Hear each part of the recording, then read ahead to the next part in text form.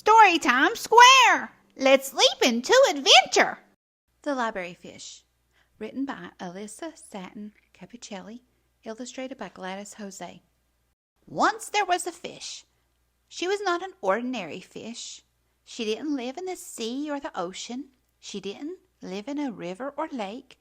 In fact, when Mr. Hughes, the librarian, found her, he said, "I'm not quite sure where you came from, but if you love stories, you've come to the right place.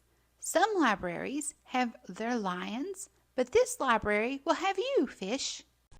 Hard as it might be to believe, Mr. Hughes was sure the fish wiggled her tail. She may have even smiled. From that day on, she was known as Library Fish. She made her home on the desk of Mr. Hughes. It was the perfect place to welcome all the visitors to the library. From where she sat, Library Fish could check each book that was borrowed and returned. Library Fish quickly grew to love story time. Mr. Hughes read stories that made her laugh out loud. He read poems that filled her with wonder.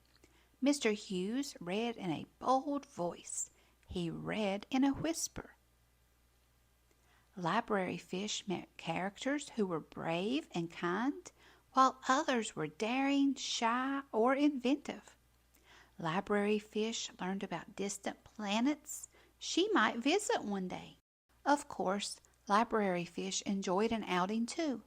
She loved days spent on the bookmobile.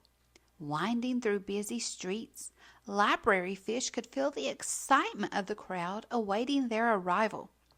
Mr. Hughes made sure everyone found just the right book. He always chose something wonderful to read aloud too.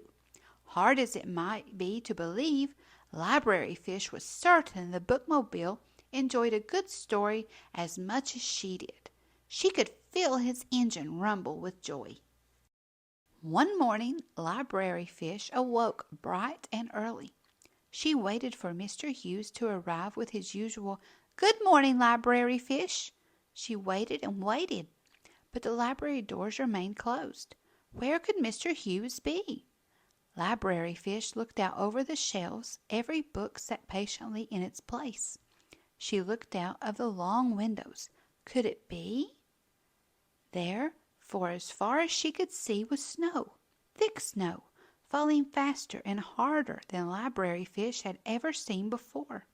It reminded her of a story Mr. Hughes read, where snow fell so high and wide it made busy city streets come to a stop. Could snow make the library come to a stop too? Library Fish swam around her bowl. She hummed a tune. She did some fancy spins. The snow kept falling. The library grew quieter and quieter. There was only one thing to do. "The library may be closed on the outside," said Library Fish, "but it's always open on the inside. There's a story waiting for me. I just have to find it." Library Fish jumped. She leaped. She wiggled. She didn't get far at all. She said. Library Fish remembered the story of a magic beanstalk. She reached and stretched. She climbed to the tip-top of her bowl until she slid down with a plop. "Argh!" she sighed. "Maybe I can fly up, up and away like a superhero," said Library Fish. The thing was, she didn't have a cape.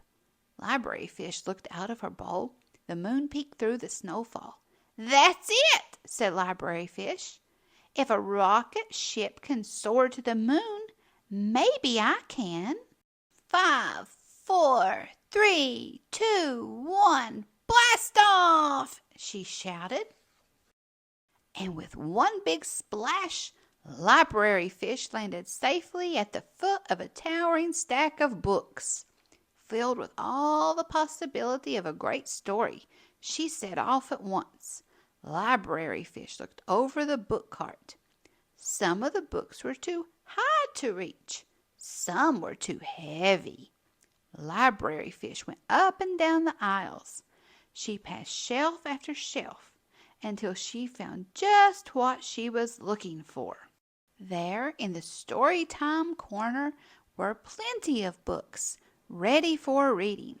Library Fish settled into a comfortable, cozy spot. She opened cover after cover. She turned page after page. She pored over wonderful illustrations, and before long, something extraordinary happened. Library Fish was just about to reach for one more story when she heard it. First, a beep, then a honk, and then vroom, vroom. Why didn't I think of this sooner? Library Fish said with a giggle. I'm not the only one around here who loves a good story. Library Fish chose some of her very favorite books, and although it had already been a night filled with adventures, she was sure there was time for just a few more. Library Fish read in a bold voice. She read in a whisper. She read until she laughed out loud. She read until she felt the bookmobile's engine rumble with joy. And before long, something extraordinary happened again.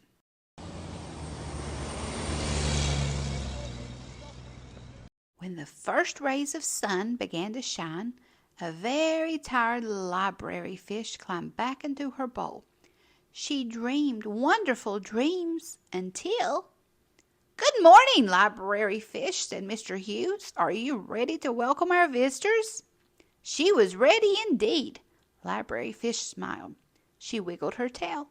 Hard as it might be to believe, Mr. Hughes was sure Library Fish yawned too. "Hello, Library Fish." "I missed you, Library Fish."